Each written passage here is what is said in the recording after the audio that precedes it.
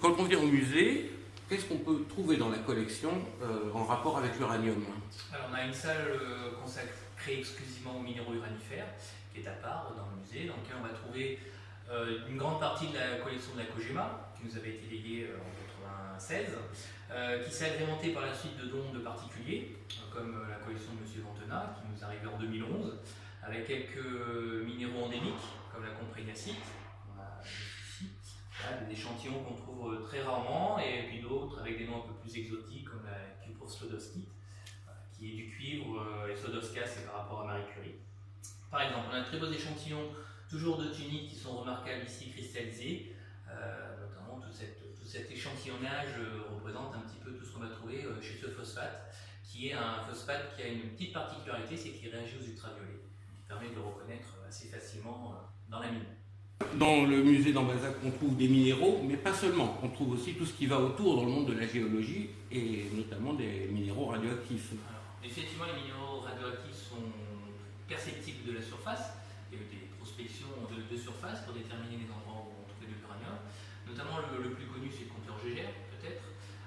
Mais les derniers à être utilisés dans les années 80-90 et encore aujourd'hui, ce sont les scintiomètres qu'on a également ici. Donc ça, c'est un ancien scintiomètre de type 111B.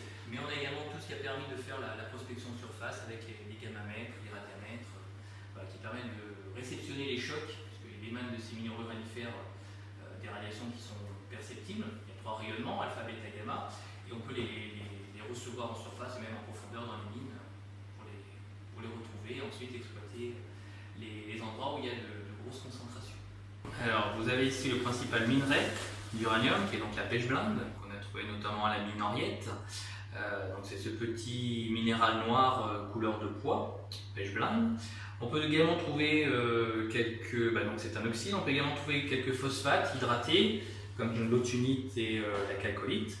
Donc autunite qui est un phosphate hydraté de calcium et d'uranium, et sa petite sœur, la chalcolite ou torbernite, qui est composée de cuivre. Et légumite également, j'ai oublié. Donc effectivement, vous avez ici un noyau de pêche blinde en noir, auréolé d'une matrice autour un peu orangée et jaunâtre qui est de la gumite, qu'on retrouve là-bas, également sur ces échantillons là-bas. Les indices de surface, ce sont les minéraux colorés, ce que je disais, les phosphates hydratés. En profondeur, on va plutôt trouver les oxydes, comme la pêche blinde, qui est donc le minerai, vraiment l'oxyde d'uranium, c'est UO2, sa formule chimique, composée à 80% en poids d'uranium.